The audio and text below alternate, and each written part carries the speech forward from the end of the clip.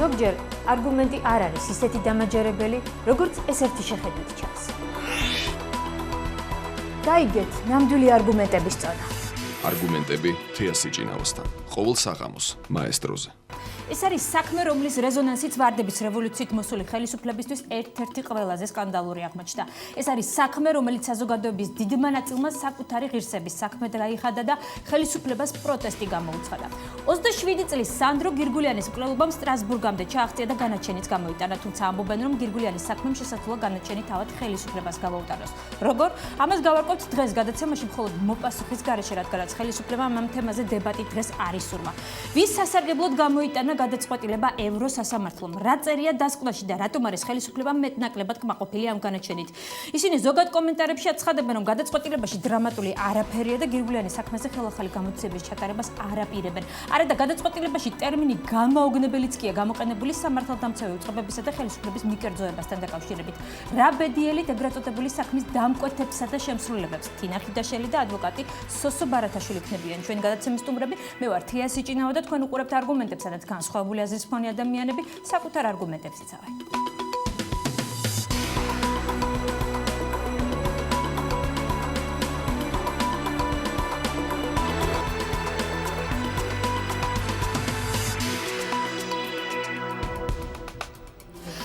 მაშასე თქვენ უყურებთ არგუმენტებს და ჩვენი სტუდიის სტუმრები არიან ადვოკატი ბატონი სოსო ბარათაშვილი, იურისტი, საკრებულოს წევრი, რესპუბლიკელი თინა ხიდაშელი. საღამომშვიდობისა ძალიან დიდი მადლობა იმისთვის, რომ მობიძანთით და იღებთ ჩვენს გადაცემაში მონაწილეობას. მე კიდევ ერთხელ უნდა დავაკონკრეტო, რომ ჩვენ ძალიან დიდი სურვილი ქონდა ხელისუფლების წარმომადგენელს მიიღო გადაცემაში მონაწილეობა. იქიდან გამომდინარე, რომ მათ გააკეთეს ამ საქმესთან დაკავშირებით ზოგადი კომენტარები და როგორც კომენტარებიდან ჩანს, ისინი ერთგვარად კმაყოფილებიც კი არიან იმ გადაწყვეტილებით, რომელიც სტრასბურგის სასამართლომ გამოიტანა. მაგრამ რამდენად ადეკვატურია ეს კმაყოფილება, ამას გავარჩევთ დღეს ჩვენს გადაცემაში. მოპასუხი მხარის გარეშე ეს დავარქვი ამ გადაცემას, იქიდან გამომდინარე, რომ არ გვყავს ხელისუფლების წარმომადგენელი, ვის წინააღმდეგაც იყო შეტანილი სარჩელი სტრასბურგის სასამართლოში. მაშასე, დავიწყოთ საუბარი. ბატონ სოსო, თქვენ როგორც ადვოკატს მინდა კითხოთ პირველ რიგში, როცა გაეცანით ამ ესე ვთქვათ გადაწყვეტილებას, რომელიც დადო სტრასბურგის სასამართლომ. როგორ ფიქრობთ, მაყურებელს და ზოგადად საზოგადოებას აინტერესებს ხოლმე ესეთი რამ, ვის სასარგებლოდ გამოიტანა გადაწყვეტილება ამ შემთხვევაში სასამართლომ? მოგესალმებით, მივესალმები თქვენს მაყურებელს. უფრო სწორი იქნება ვის საწინააღმდეგოდ გამოიტანა დღეს ადამიანის უფლებათა ევროპულ სასამართლომ თავისი გადაწყვეტილება. სალსახად ეს გახდა სახელმწიფოს წინააღმდეგ. ანუ სახელმწიფოს თვითკმაყოფილება ასე რომ ვთქვათ არაადეკვატურია? სრულიად მე შემიძლია ვთქვა, რომ აბსოლუტურად არაადეკვატური არის თუ რაიმე თვითკმაყოფილების საფუძველი აქვს სახელმწიფოში, ორმაგად არ აქვს ამის საფუძველი. ამ გადაწყვეტილებიდან გამომდინარე ეს ერთიდან. მეორე რომ ისეთ მძიმე შემთხვევასთან გვაქვს საქმე, რომ ამ შემთხვევაში, როდესაც აი ამ გადაწყვეტილებას წაიკითხავს ადამიანი და მანამდეც მე მგონი აი ამ სახელმწიფო იმას კი არ უნდა ამბობდეს, რომ ეს არაფერია ეს გადაწყვეტილება და არამედ რაღაც სინანული მაინც უნდა გამოთქვას ელემენტარული, რომ წუხართ, რომ აი ასეთ საშინელი მდგომარეობაში აღმოჩნდით ყველანი ერთად და ჩვენ ყველაფერს გავაკეთებთ იმისათვის, რომ მომავალში ეს აღარ განმეორდეს. ეხლა შეფასებები ალბათ მიეცემა მათ გამონათქვამებს, მაგრამ მე მინდა თქვა, ვინც არ იცის რა საკვირველია, რომ მეორე მუხლის დარღვევა პროცედურულ ნაწილში ეს გახლავთ ის, რომ თვითონ სახელმწიფოს და იქ არის გადაწყვეტილებაში მოხსენებული ფაქტიურად სახელმწიფოს ყველა რგოლი, შინაგან საქმეთა სამინისტრო, პროკურატურა, საშელახსრულების დეპარტამენტი, სასამართლო და პრეზიდენტი. ვისაც კი ოდნავ რაიმე შეხება ქონია აღნიშნულ საქმესთან, ყველა არის აბსოლუტურად გაკრიტიკებული.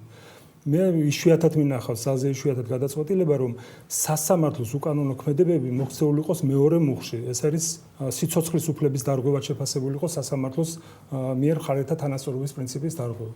ეს არის ძალზე შემაშფოთებელი და ფაქტიურად უნიკალური ამ თვალსაზრისით. კი ბატონო, რაც შეეხება სიცოცხლის ხელყოფასთან დაკავშირებით, იუსტიციის სამინისტრო აკეთებს ესეთ ზოგად კომენტარს, რომ სახელმწიფო ამაში დადანაშაულებული არ არის, ბატონო თინა, აქ საუბარი არ არის სახელმწიფოს დანაშაულზე, იქიდან გამომდინარე, რომ იმ სუფრასთან მყოფი ადამიანები, ესე რომ ვთქვათ, საქმეში ამ გადაწყვეტილებაშიც კი არსად ჩანან. არა და საზოგადოების დიდი ნაწილი სწორედ იმას ელის, რაზეც ეხლა მე დაგისვამთ კითხვას, ანუ დამკვეთები, ეგრეთ წოდებული დამკვეთები.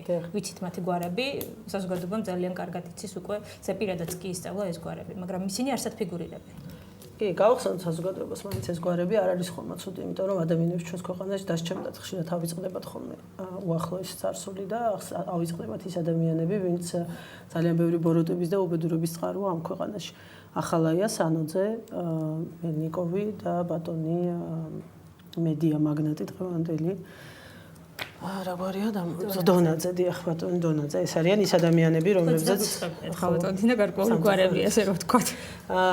ეს ადამიანებია, რომლებზეც არის საუბარი, რომელთა პასუხისგებლობასაც ითხოვდა საზოგადოება მთელი ამ წლების განმავლობაში. ეს არ არის ერთადერთი გამონაკლისი გვარები, ჩვენ კიდევ სხვა გვარის გვახსოვს მოსამართლე ჩემიასი, რომელმაც გამოიტანა გადაწყვეტილება და რომელიც შესახებაც სტრასბურგის სასამართლომ ცალსახად გამოიტანა ასევე განაჩენი მისი ობიექტურობის და მიუკერძოებლობის ბრჭყალებში შესახებ. ეხლა რაც შეეხება თქვენს კითხვას, ეს არ არის სიმართლე. საერთოდ პირველ რიგში ის მინდა ვთქვა, რომ ამ განცხადებებს ავრცელებს ადამიანი, რომელმაც თინა ბურჯალიას გულისხმობ, რომელმაც სამი კვირის წინ მოგვილოცა ჰააგაში სასამართლოს მოგება, სასამართლოსი, რომელიც პირწმინდად და სამარცხვინოდ და წავაგეთ სწორედ მისი არაპროფესიონალიზმის გამო და იუსტიციის სამინისტროს არაპროფესიონალიზმის გამო. ანუ ყოველთვის უნდა გვახსოვდეს ეს პატარა დეტალი, როდესაც მის განცხადებებზე ვსაუბრობთ ამა თუ იმ სასამართლოს გადაწყვეტილებასთან მიმართებაში.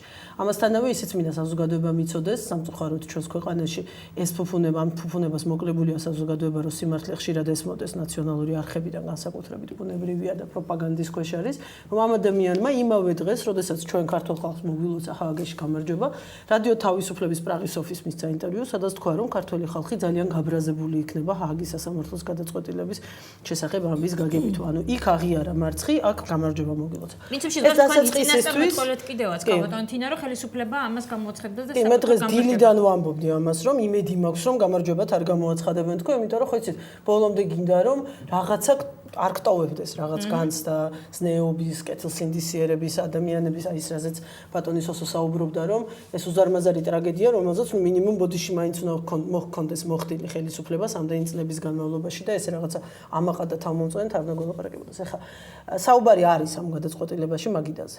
საუბარი არის იმ ადამიანებზე, ვიზეთ საზოგადოება მუდმივად ითხოვს შემკვეთების დასახელებას.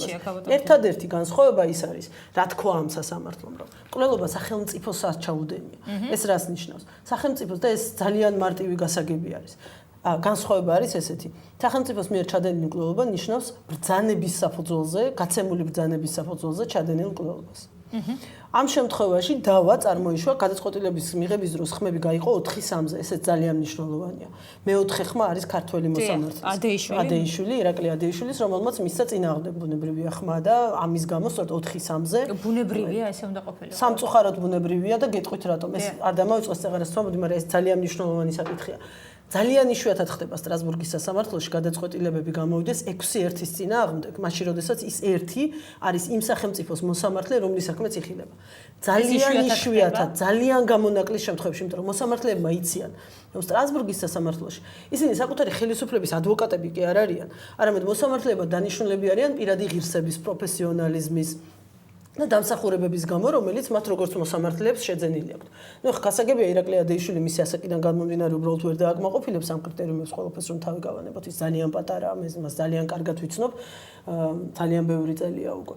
და გამოცდილებაც არ აქვს შესაბამისი გაბრძოლება. შეუძლებელია მას კონდეს სტრასბურგის მე არ ვამბობ რომ საერთოდ არ აქვს გამოცდილება. ის მოსამართლეებს მუშაობდა, მაგრამ ჩვენი ხელისუფლების ხედავ ესეთი აქ სწორედ საქმე რა შეიცი, როდესაც იცით რომ 6-1-ზე როდესაც არის გადაწყვეტილება და ის ერთი არის იმ სახელმწიფოს წარმომადგენლის ხმა, რომელს წინააღმდეგაც საქმე იხილება, ეს ყველაფერზე მეტყველებს. როგორი ნიშნებიან მოსამართლეები, რა ნიშნ ირაკლი ადეიშვილი ხომ არ არის ჩვენი მოსამართლე სტრასბურგში.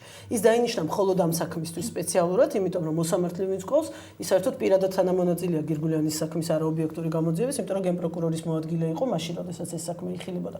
აქ იყო ხელისუფლებას გონიერება და თქვათ ეს საკითხი აღიარა, თქვა რომ ინტერესთა კონფლიქტი აქვს, თუმცა დანიშნა ადამიანი, რომელიც აღმოჩნდა რომ არაფრით არ განსხვავდება, ისეთივე პროკურორული აზროვნება აქვს, როგორც ქალბატონ ონა წოწორიას. ეს ძალიან მნიშვნელოვანი დეტალი, ამიტომ არის მნიშვნელოვანი 4-3-ზე გადაწყვეტილებაში, რომ მეოთხე ხმა, რა თქმა უნდა, ქართველი მოსამართლის იყო და ამან გადაძალა, იმიტომ რომ პრინციპში 3-3-ზე ზუსტად გაიყო ხმები. სხვაობა. ერთი სამეული, რომელიც ამბობს, რომ დარღვევა არის, ამბობს, რომ ვინაიდან თანამდებობრივად კი იმ შუაღამისას რესტორანში რესტორნიდან მოხდა ამ შეკვეთის განხორციელება დასჯაზე ბრწყალებში, ხო, როგორც ჩვენ გვითხრეს. დაურეკა მაგიდამ მეგობარს და დაავალა. მეორე სამი ამბობს, რომ არა, ვინაიდან ეს ადამიანი ფორმალურად თავის სამსახურეობრივად დაქვემდებარებაში იყო, ამიტომ ის მაინც იყო ბრძანება. აი აქ ვერ შეთანხმდა სასამართლო. აქ იმაზე არ არის საუბარი, რომ მაგიდა არ ფიგურირებს. მაგიდა ფიგურირებს. მაგიდიდან გაცემული ბრძანება და ხო, მაგიდიდან გაცემული რაღაც დადგენილია. ოღონდ აი ეს რაღაც ბრძანება თუ მეგობრისთვის ზარი, რომ ერთი ამ ბიჭს მიმიხედეთ, აი აქ არის სხვაობა. ამიტომ ესე არ არის მარტივად საქმე. უბრალოდ ეს სასამართლოა, კონვენციას ყავს მოპასუხე მხარე და დიახ. აქვს კონკრეტული ყველა მუხთან დაკავშირებით არსებობს კონკრეტული კონტექსტი, ამიტომ იყო მნიშვნელოვანი დადგენა იმისი, ბრძანების ქვეშ მოქმედებდნენ უფროსისგან გაცემული ბრძანების, თუ ეს იყო ჩვეულებრივი, მე ხა თქვენ დაგირეკოთ და რაღაცა გთხოვოთ, ხო, როგორც მეგობრს. და აი აქ მოხდა ასა გახმად აზრთა სხვადასხვაობა. ამიტომ ამ თვალსაზრისითაც მიუხედავად იმისა, რომ სასამართლომ არ დაადგინა, რომ სახელმწიფომ მოკლა სანდრო. ანუ ეს იყო სახელმწიფომ მოკლა იმ გაგებით, რომ სახელმწიფოებრივი ბრძანების ფარგლებში მოხდა. თავისთავად ფაქტი დადგენილია, უბრალოდ ვერ შეთანხმდა კიდევ ერთხელ ვიმეორებ სასამართლოს შემადგენლობა იმაზე, ეს იყო ბრძანების ფარგლებში თუ არ იყო ბრძანების ფარგლებში. გარდა ამისა, ისევ და ისევ ხელისუფლების დღევანდელი განცხადებიდან გამომდინარე გამოვდივართ, იქიდან გამომდინარე, რომ მართალია მოპასუხე არ გყავს ბატონსო, მაგრამ მისი კომენტარები გვაძლევს იმის საშუალებას, რომ გავაანალიზოთ. როგორც ქალბატონი ბურჯალიანი აცხადებს, რიგი საკითხები, ანუ უფრო მეტი, რის გამოც სარჩელი იქნა წარდგენილი სასამართლოში, ხო? გირგულიანების ოჯახის მხრიდან არ იყო დაკმაყოფილებული სასამართლოს მიერ. რამდენიმე პუნქტია ჩამოთვლილი, მათ შორის ერთ-ერთია წამებასთან დაკავშირებით და კიდევ სხვა დეტალები. თქვენ აღნიშნეთ, რომ ცალსახად ეს სახელმწიფო საწინააღმდეგო გადაწყვეტილებაა, მაგრამ არ გვეთანხმება ეს ხელისუფლება ამ საკითხში და როგორ უნდა დაუმტკიცოთ, რომ ეს ესე არ არის. არა, ამას არავითარი და ამას უნდა წაკითხო უბრალოდ. არ კითხულობ, ესე ვთქვათ, თუ არ უნდათ რომ წაიკითხოთ. დროულად ეს ახლა დღევანდელი ეს არის გადაწყვეტილება. უნდა წაიკითხოს ობიექტურმა საზოგადოებამ ეს გადაწყვეტილება და თვითონ უნდა შეაფასოს რა ტიპის გადაწყვეტილება.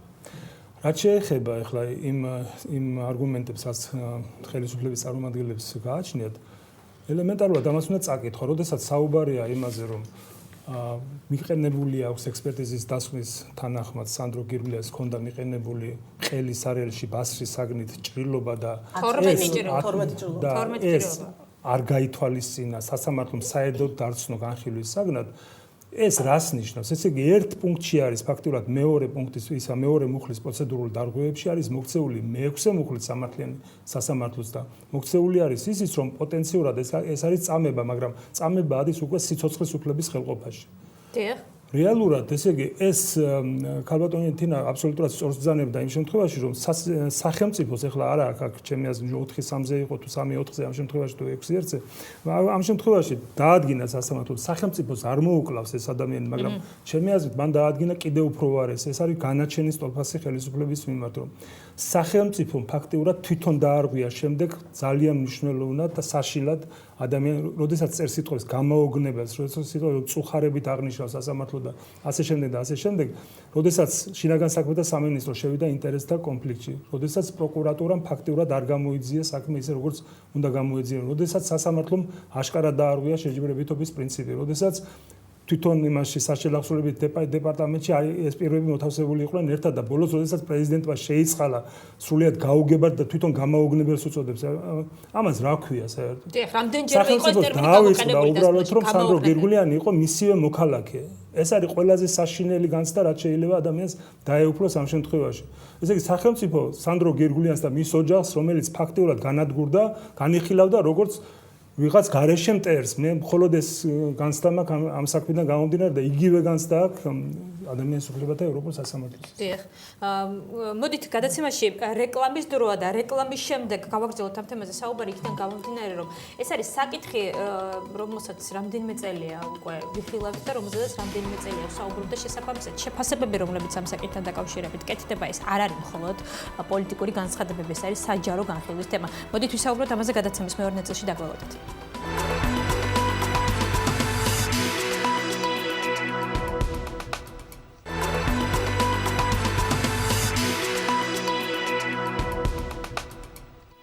თქვენ უყურებთ არგუმენტებს სანდრო გირგულიანის მკვლელობის შესახებ გამოტანილი განაჩენი. ეს არის ჩვენი გადაცემის მთავარი თემა და საერთოდ ჩვენი გადაცემის არა მე მგონი დღის მთავარი თემა.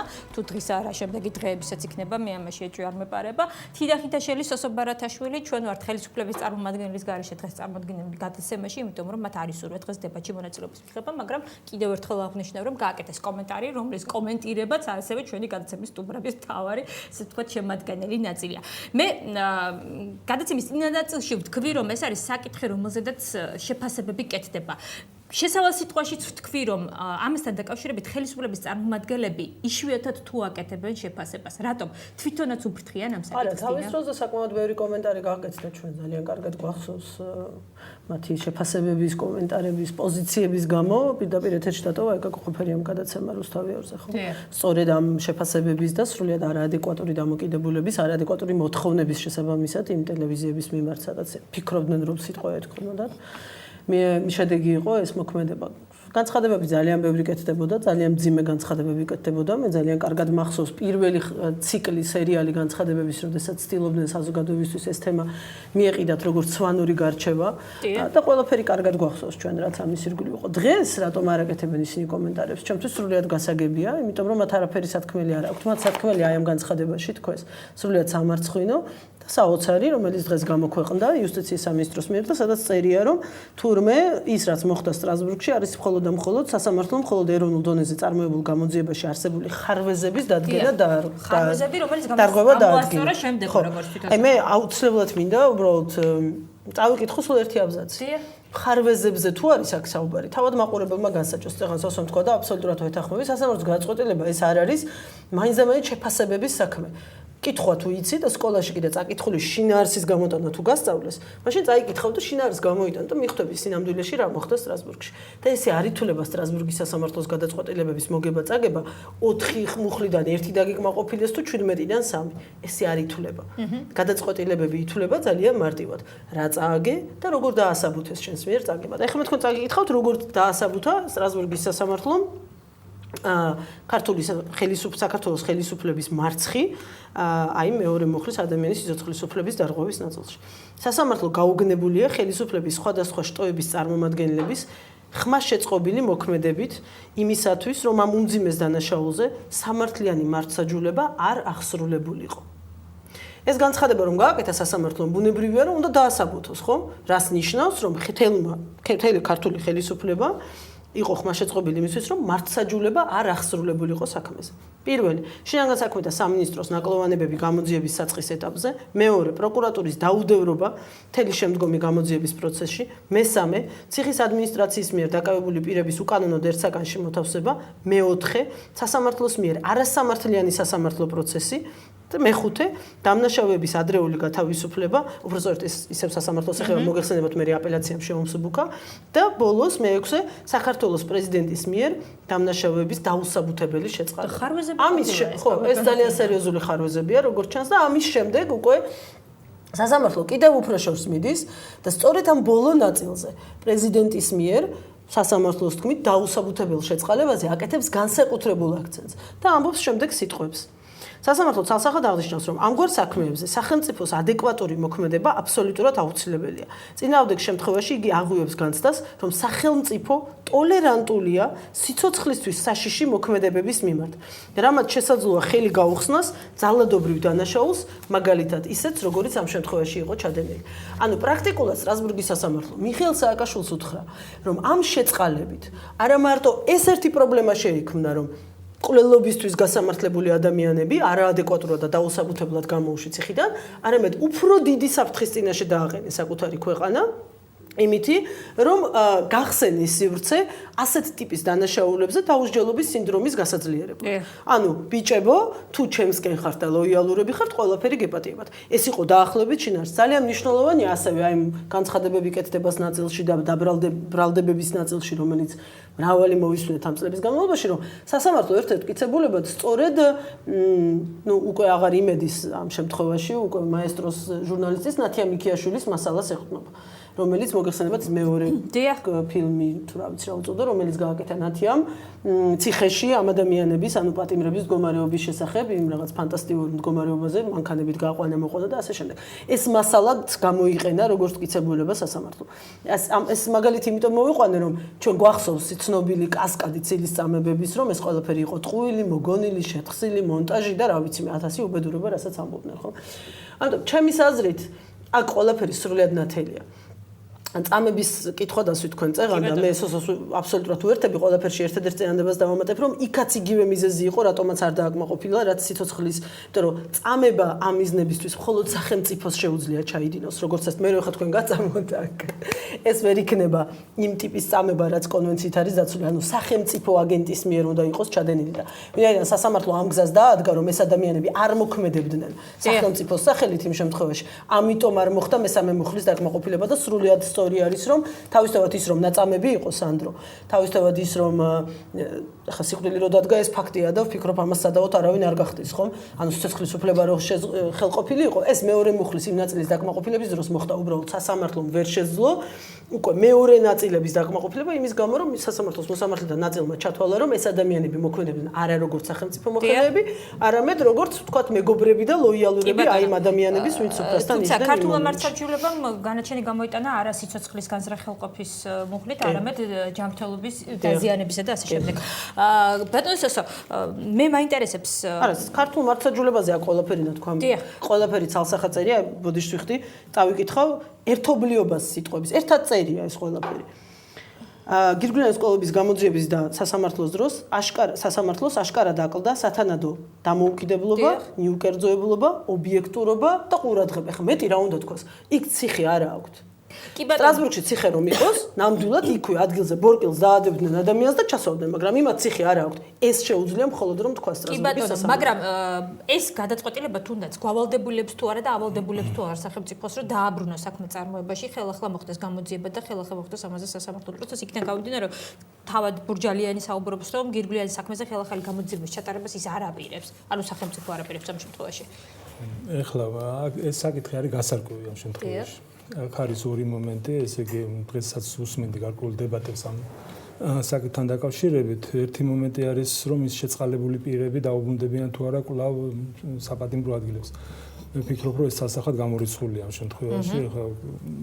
შეწყალება როდესაც ხდება, აქ უკვე მისცა სასამართლო, რომ ეს შეწყალება მოხდა არასწორად, მაგრამ ხა შეწყალების აქტის როგორ უნდა გაუქმდეს და როგორ უნდა დაუბრუნდნენ ეს ადამიანები, ამის მექანიზმის არც ევროპის სასამართლოს დაუსახავს და არც ჩვენ გვაქვს ჩვენს რეალობაში ეს ყველაფერი. რაც შეეხება მეორე საკითხს, როგორ უნდა მოხდეს თუ არა, ჩემი ღრმარწმენით ეს უნდა მოხდეს აუცილებლად. საქმის დაბრუნება ძიებაში დაბრუნება. ეს უნდა მოხდეს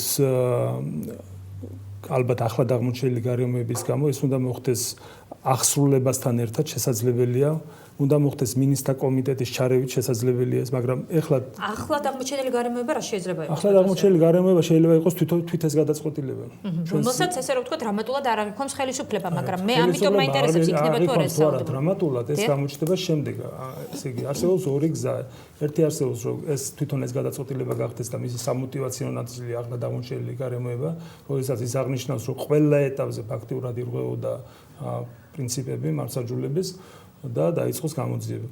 მეორე ვარიანტია რომ თვითონ აღსრულების საკითხი პროცედურაში მოექცეს და მინისტრთა კომიტეტის მიერ მოხდეს მითითებების მიცემა, მაგრამ მე რატომღაც გონია რომ აი ეს პირველი ვარიანტი არის უფრო სამართლებრივად სწორი. კი ბატონო, თუ დაბრუნდა ეს საქმე გამოძიებაში, ხო, ბატონო სოსო, ისევ საქართველოში უნდა ჩატარდეს ეს გამოძიება, ისევ იმ ადამიანებმა უნდა ჩაატარონ, რომელიც ამ უწყებებში მუშაობენ და ისევ იმ სურათამდე რომ მივიდეთ, მე რა უნდა ვქნათ?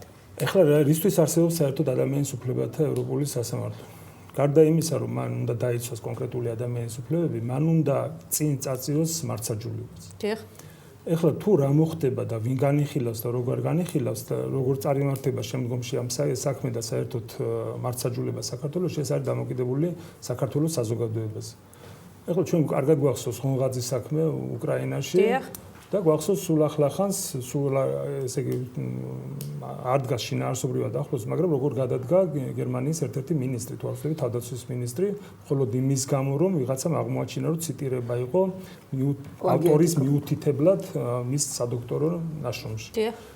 აი ამის გამო გადადგა ადამიანი და რატომ გადადგა? იმიტომ რომ საზოგადოება იდგა თავის სიმაღლეზე, რომ ადამიანს არ უნდა ეპატიოს უბრალოდ თანამდებობის პირს ისეთი ლაფსუსი, რომელიც უნდა იყოს ნეობის მაგალითი, თქვენ ახლა მინიმუმ ვის გადადგომას ელოდებით ამ გადაწყვეტილებას? ეს არის უკვე საზოგადოებაზე დამოკიდებული, დიახ. ეს არის არანაკლები თუ მეტი არა რომღაძის საქმის. და თვითონ ევროპის სასამართლოს ფორმულირებებით ჩვენ მიგვითითებს ამას. ანუ თქვენ ერთდროულად დასვით რამდენიმე შეკითხვა. როგორი რეაგირება უნდა მოახდინოს საზოგადოებას, საზოგადოება მოახდენს ისეთ რეაგირებას, როგორ სიმაღლეზეც აღმოჩნდება დღეს მისი განვითარების დონე. ეს არის ერთი მომენტი. რომ მისი განვითარების დონე რო აღმოჩნდეს სათანადო სიმაღლეზე, მინიმუმ რამდენიმე მინისტრი უნდა წავიდეს ხელისუფლებიდან. ეს არის ფაქტი. და სასამართლოს კიდე რამდენიმე მოხელი. ეს არის მეორე საკითხი არის როგორ უნდა წარიმართოს როდესაც სასამართლო უთითებს რომ გამოძიება ევროპის სასამართლო რომლის გადაწყვეტილებასაც ემორჩილება საქართველოს და სხვა ნებისმიერ ევროსაბჭოში შემოვალი სახელმწიფო ეს ნიშნავს ეს არის პირდაპირი მითითება იმისა რომ ეს საქმე ექვემდებარება ხელახალ გამოძიებას ხელახალ ჩვენ სისხლის სამართლის საპროცესო კოდექსში წერია რომ ხელახალი უბრალოდ ახლად აღმოჩენილი გარემოებისგან ეს ერთ-ერთი საფუძველი ეს ახლავთ ადამიანის უფლებათა ევროპული სასამართლოს გადაწყვეტილება. თუ ადამიანის უფლებათა ევროპული სასამართლოს გადაწყვეტილება ერთ-ერთი საფუძველი, ეს არ არის მხოლოდ იქ არ წერია, მხოლოდ სარეზოლუციო ნაწილი. ეს არის თლიანად გადაწყვეტილების არსი. მეორე მომენტი არის კიდევ რომ თუ ხელისუფლება არის სათანადო სიმაღლეზე და თუ ის აცნობიერებს იმ დარღვევებს, რაც მის მიერ იქნა და მისი მოხელეების მიერ იქნა ჩადენილი, პირიქით ხელისუფლება უნდა მიისწრაფოდეს იმისაკენ, რომ ეს საქმე გამოიძიოს ნორმალურად იმ მითითებების გათვალისწინებით, რაც არის ადამიანის უფლებათა ევროპული სასამართლოს გადაწყვეტილებაში მითითებული და თვითონ უნდა შეუქმნას საზოგადოებას იმის განცდა, რომ არ საჭიროება აღსდგა ქვეყანაში. კი ბატონო, მაგრამ ამისთვის ალბათ დამეთახმებით ყველაზე მეტად საჭიროა პოლიტიკური ნება, იმიტომ რომ ხელისუფლებას ჰქონდა იმის შანსი და საშუალება, რომ ეს ხარვეზები როგორც ამას ეძახის, მაგალითად იუსტიციის მინისტრის მოადგილე გამოსწორებული იყო მთელი ამ წლების განმავლობაში, მაგრამ ის არ გამოსწორებულა და ის ადამიანები, ვისაც თქვენ ახლა საუბრობდით, ვისი პასუხისმგებლობის საკითხიც უნდა დადგეს, დღესაც თანამდებობაზე რჩებიან. მე თინას მინდა ვკითხო, ვალდებულებაზე საუბრობდით, მე და ბატონი სოსოდა საუბრობდით რა დაავალდებულა ამ შემთხვევაში ევროსასამართლომ საქართველოს ხელისუფლებას და საქართველოს სახელმწიფო ზოგადად. ბურჯალიანი ისევ ამგვარს უბრუნდები და ისევ ამ ადამიანს, იმიტომ რომ ის არის ერთადერთი ოფიციალური წყარო, ის აცხადებს, რომ ფულადი კომპენსაციის გადახდის გარდა საქართველოს სახელმწიფოს არაფერი არ დაკისრებია ევროსასამართლოს მხრიდან და ის ცალსახად აცხადებს, რომ საქმე გამოძიებაში არ დაბრუნდება. ეს მის გასაგებია, გასაგების სტრატეგია, კი, ეს ტექნიკურად სიმართლეა. ფულადი კომპენსაციის გადახდის გარდა ვალდებულება არანაირი ქართულ სახელმწიფოს არ მიუღია სტრასბურგიდან. ისე როგორც 99% საქმეთა შემთხვევაში, 99% საქმეთა შემთხვევაში ფულადი კომპენსაციის გარდა სტრასბურგის სასამართლოს არანაირი სხვა ვალდებულება სახელმწიფოებზე არ გამოაქვს. მაგრამ ნორმალური და ცივილიზებული სახელმწიფოები კითხულობენ გადაწყვეტილებებს და მოქმედებენ შესაბამისად და ადეკვატურად. აი მაგალითს მოგიყვანთ ერთ ძალიან პატარას. ამ გადაწყვეტილებაში თუ რამე წერია პირდაპირ კანონი დაარღვიე უნდა დაისაჯოს კონტექსტში, არის ესეთი ფრაზა. ციხის ადმინისტრაციის მიერ დაკავებული პირების უკანონოდ ერთ საკანში მოთავსება.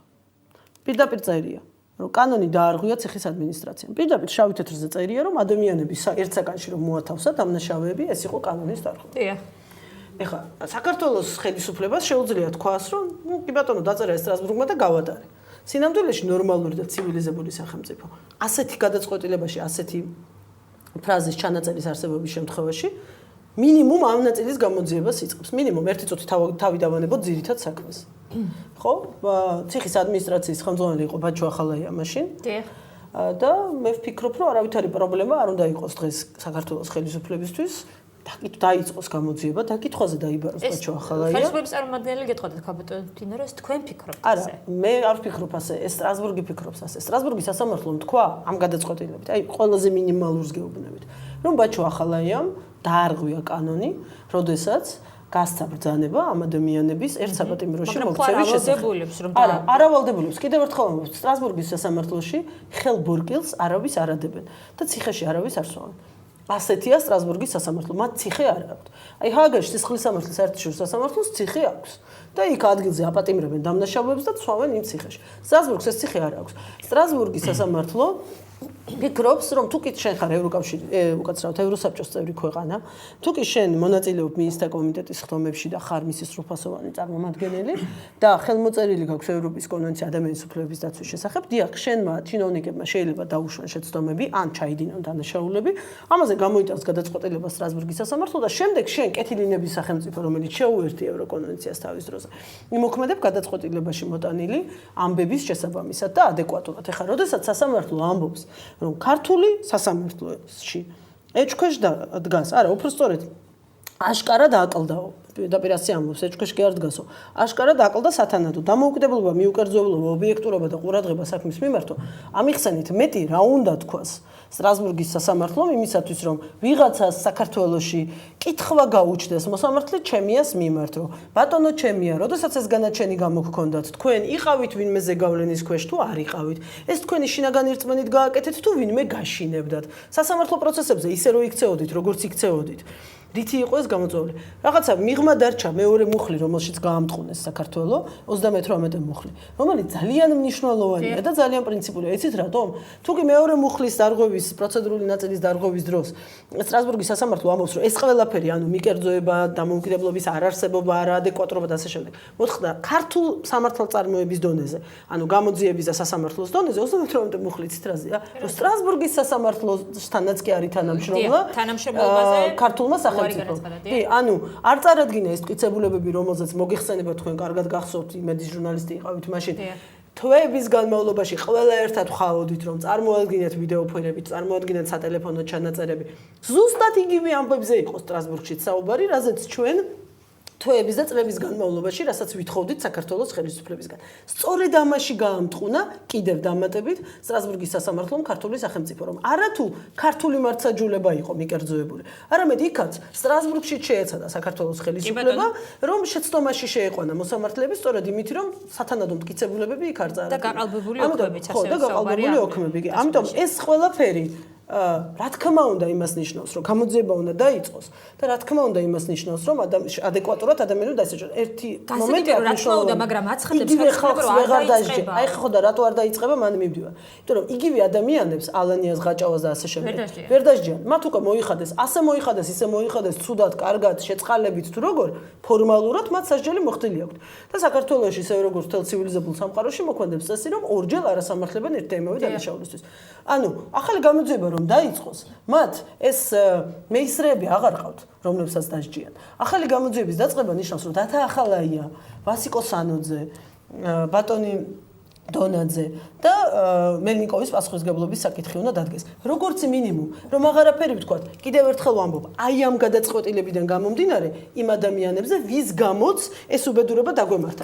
ანუ ვის გამოც არ არსებობდა მიუკერძოებლობა, დამოუკიდებლობა, ასე შემდეგ. ხო, ანუ ადამიანი, რომელიც ურეკავდა მოსამართლე ჩემიას, ადამიანი, რომელიც ურეკავდა კიდევ სხვა მოსამართლეს აპელაციაში და ასე შემდეგ.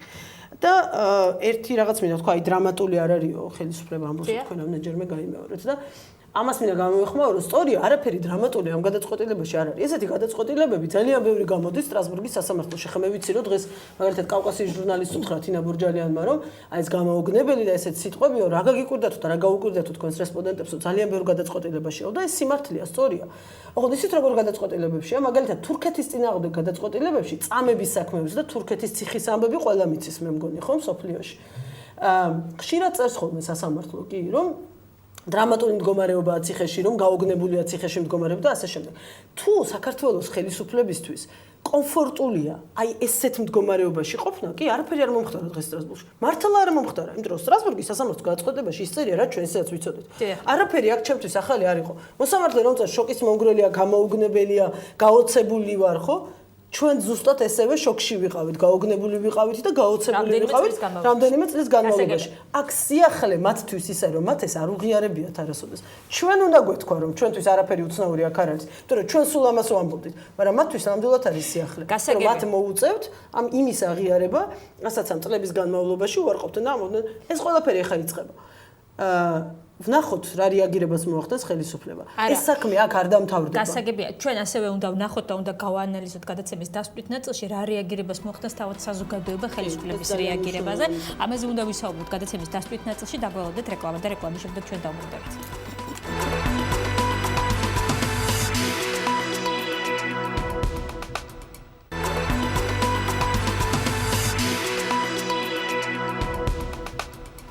თქვენ უყურებთ არგუმენტებს და ჩვენი სტუდიის სტუმრები არიან სოსო ბარათაშვილი, თინა ხიდაშელი, ჩვენ ვსაუბრობთ გახმაურებულ საქმეზე.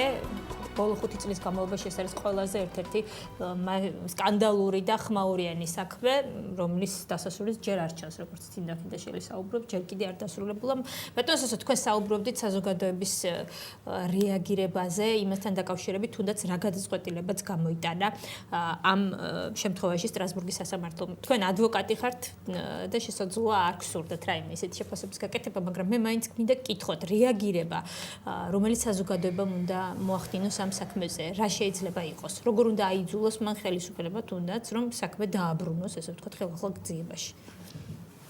მე მინდა რამდენიმე შეფასება გავაკეთო. პირველ რიგში აღმოჩნდა დღევანდელი გადაწყვეტილების შემდეგ, რომ ის სასამართლო, რომელსაც საზოგადოების გარკვეული ნაწილს ჰქონდა წარმოდგენა და შეფასება, რომ ეს სასამართლო სამართლიანი არ იყო და ამ სასამართლოში მიმდინარე საქმეები ხდეს საქმის წარღვევა მიმდინარეობდა შეჯიბრებითობისა და მხარეთა თანასწორობისა და მრავალი სხვა პრინციპის დარღვევით, ხოლო ხელისუფლება სრულიად საწინააღმდეგოს ვიმტკიცებდა და აცხადებდა, რომ 64 თუ 84% მხარს უჭერს აი ამ სასამართლო სისტემას და ატარებდა სისტემატიურ, ასე ვთქვათ, გამოკითხვებს. აი ყველაზე სამართლიანი და ობიექტური შეფასება დღეს მიეცა ჩვენი სასამართლო სისტემის მუშაობას უკანასკნელი წლების განმავლობაში. და ეს შეფასება არის კატასტროფული. ეს არის განაჩენის ტოლფასი შეფასება. ეს არის შეფასება, რომ ჩვენი სასამართლო სისტემა აბსოლუტურად არ არსებობს. სისხლის სამართალში იყო მართლმადიდებლობაში ამ შემთხვევაში. აქ ხელისუფლებას აქვს ორი გზა. ერთი, რომ კარგად უნდა ჩაუფიქრდეს, ასე ვთქვათ, და სასამართლო ხელისუფლებაც ყავს მათ შორის ხედულობაში. კარგად უნდა ჩაუფიქრდეს განვლილი გზას და უნდა აწონდაწონოს და უნდა აირჩიოს გზა, რომელიც გამოასწორებს ამ მდგომარეობას და საზოგადოებას შეუქმნის სამართლიანობის განცდას და მეორე ფაქტიურად ის გზა არის, რომელიც დღესაც აგრძელებს, ასე ვთქვათ. ხო, მაგრამ ეს შეიძლება მომავალში რა უყოთ წარსულ შეცდომებს ამ შემთხვევაში. წარსული შეცდომები შეიძლება გამოსწორდეს მხოლოდ და მხოლოდ ერთი გზით, სინანულით, აღიარებითა და მომავალში მსგავსი შეცდომების არ გამეორებით. ეხლა რაც შეეხება საზოგადოებას. საზოგადოებისათვის მე ვფიქრობ, რომ ის ვინც გაეცნობა დღევანდელ დასკვნას, ნათელია თუ როგორ მოქმედებდა ჩვენი აღმასრულებელი ხელისუფლება, როგორ მოქმედებდა ჩვენი საკანონმდებლო ხელისუფლება, როდესაც ის ცვლიდა კანონებს და არბილებდა გარკვეული პიროვნებებისათვის სპეციალურად შერჩევით, ხოლო სხვა ადამიანებისათვის ამკაცრებდა ამ კანონებს და როგორ მოქმედებდა სასამართლო ხელისუფლება. სამივე ეს ხელისუფლება მოქმედებდა უსამართლოდ, საერთაშორისო სტანდარტების დარღვევით და თუ საზოგადოება ამას გააცნობიერებს, საზოგადოებამ უნდა თქვას თავისი სიტყვა ამ შემთხვევაში. საზოგადოება მე არა მაქვს წარმოდგენილი როგორც რაღაც აბსტრაქტული, რაღაც სადღაც არსებული, იმაში დედამიწის გარეთ თუ სადღაც დედამიწის რომელიღაც წერტილში არსებული რაღაც ადამიანთა ერთობა, მე მაქვს წარმოდგენილი კონკრეტული ადამიანები, ადამიანთა ჯგუფი, რომლებიცაც უყვარს თავისი ქვეყანა და რომლებიცაც სურვილი აქვს, რომ ეს ქვეყანა ამ ქვეყანამ კიდე იარსებოს და კიდე განვითარდეს და კიდე შერჩეს თავისი რესურსები. რომელთაც რეაგირების გარეშე თავადაც შეიძლება დაუდგეთ ესეთი უსამართლობის გაცდა. ეს ხელისუფლება, საზოგადოება აი ამ კუთხით ამოიღებს ხმას და ამ კუთხით წავა და ხელისუფლება კვლავ არ მოусმენს, მაშინ ხელისუფლების მდგომარეობა გახდება კიდევ უფრო სავალალო, მე ასე ვფიქრობ. და კიდევ ერთი რამე მინდა ვთქვა, რომ მე ძალიან დიდი მადლიერების ხსნობით მინდა მოვიხსენიო თვითონ სანდრო გირგვლიანი და ქალბატონი ირინა ენუქიძე. ეს ადამიანები ფაქტიურად გახდნენ მედროშეები იმისა, რომ აი ამ საზოგადოებრივი აზრი გარკვეული მიმართულებით წასულიყვნენ. მე ვიცი, როგორ უჭირდა ირინა ენუქიძეს ფიზიკურად, სულიერად და მაინც ეს საქმე, მისი დაწყებული საქმე მისმა მეუღლემ მიიყვა, რომ ისე ძალიან დიდი მადლობა. მაგრამ აი ეს ადამიანი გახდა სიმბოლო დაუმორჩილებლობის და სიმბოლო სამართლიანობისათვის ბრძოლის და ასევე ძალიან დიდი მადლობა ის ადვოკატებს, რომლებიც აი ბოლომდე პროფესიულად და უანგაროდ ემსახურებენ ამ საქმეს. რამდენად გაყვება ეს სიმბოლო ქართულ საზოგადოებას, თინა, თქვენ როგორ ფიქრობთ? კი, მე ვფიქრობ, რომ ირინა ენუქიძე ჩვენს ქვეყანაში ძალიან დიდი ხნის განმავლობაში დღეს მისი წვლილი ქართული სახელმწიფოს ქართული საზოგადოების გამოღვიძებაში დაფასებული არ არის, რა თქმა უნდა. და მე აბსოლუტურად დარწმუნებული ვარ, რომ ირინა ენუქიძე ძალიან დიდი ხნის განმავლობაში ემახსოვრება ქართულ ხალხს და ის სათანადოდ იქნება მისი ადგილი ქართული სახელმწიფოს განვითარებაში სათანადოდ იქნება შეფასებული ძალიან მალე. ეს ძალიან მტკივნეული საკითხია, საერთოდ ამ ოჯახის ტრაგედია ძალიან მტკივნეული საკითხია, ყველაფერი რაც მოხდა მათ ირგვლივ. და ჩვენ ყველანი, აბსოლუტურად ყველანი ვალში ვართ მათ წინაშე. საზოგადოებას რაც შეეხება, მე კარგად მახსოვს და მე არ ვაპირებ აქ რამის დარბილებას. ძალიან კარგად მახსოვს, როდესაც ეს ტრაგედია მოხდა, ქართული საზოგადოების რეაგირება. და ძალიან ზუსტად შემიძლია გითხრათ, რომ ის თავხედობა, რაც გაბედა მიხეილ სააკაშვილმა სანდრო გირგვლიანის საქმესთან დაკავშირებით, წახალისებული იყო სწორედ საზოგადოების პასიურობით. მე კარგად მახსოვს, რომ 100 და 200 კაცზე მეტი არ იკრიბებოდა ამ საქმესთან დაკავშირებით სასამართლოს შენობასთან და იმ აქციებზე, რომელიც იმართებოდა. ეს საქმე არ გახდა იმ დროს, როდესაც უნდა გამხდარიყო ქართული საზოგადოების ღირსების საქმე. არ გახდა. ჩვენ შეგვიძლია თავი მოვიტყუოთ, თქვენ შესავალ სიტყვაში გქონდათ, მე ვამბობ იმ მომენტში. ძალიან ბევრს გაუჭირდა გაცნობიერება და დაკავშირება ამ ტრაგედიის იმ ტრაგედიასთან, რომელიც მთელ ქვეყანას ჭირდა, იმ ტკივილთან, რომელიც მთელ ქვეყანას ჰქონდა და იმ პრობლემასთან, რომლის წინაშე ყოველი ჩვენგანი შეიძლება ხოლ აღმოჩენილიყო. ეს საქმე მაინც დადგა ღირსების საქმით ალბათ დამთავრდა. ძალიან დიდი ხანი დაჭირდა სწორედ ეს მინდა ვთქვა ქართულ საზოგადოებას იმის გაცნობიერებისთვის, რა მოხდა სინამდვილეში. და რომ ეს ტრაგედია ერთი ოჯახის ტრაგედიას გაცდა და გაცილებით უფრო მძიმე ფორმები შეიძინა.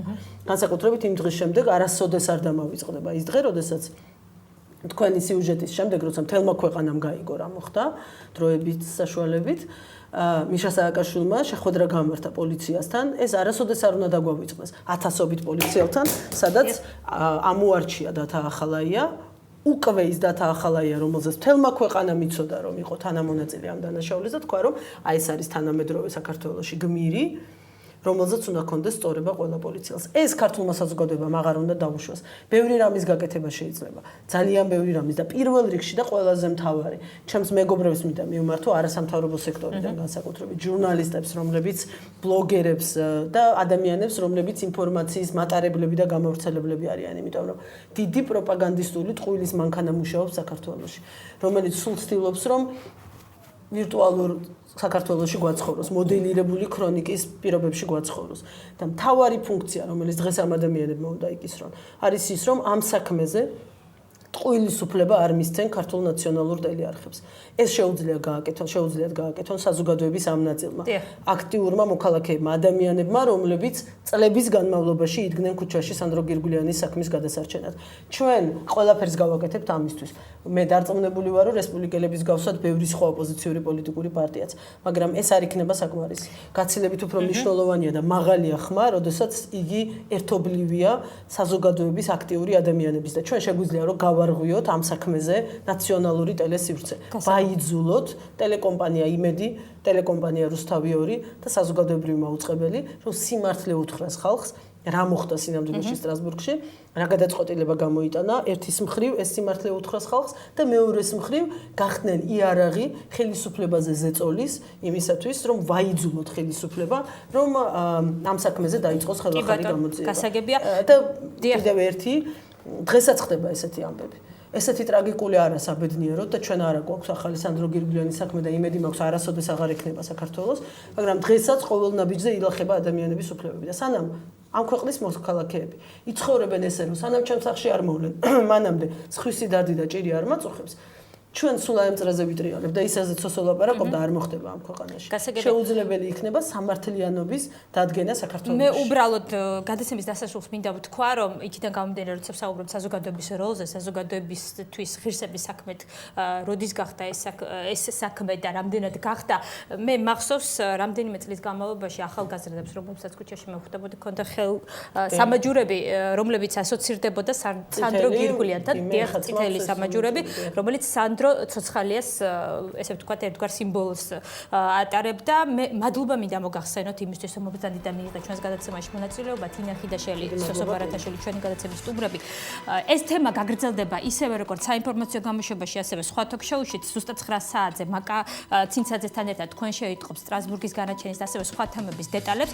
10 საათზე კი ეკაბერიძის სტუმრები იქნებიან ამ საქმესთან დაკავშირებით ადვოკატი დავით ჯანდიერი და ეკაბესელია. მე ხვალ 8 საათამდე გამშვიდობებით. ნახვამდის.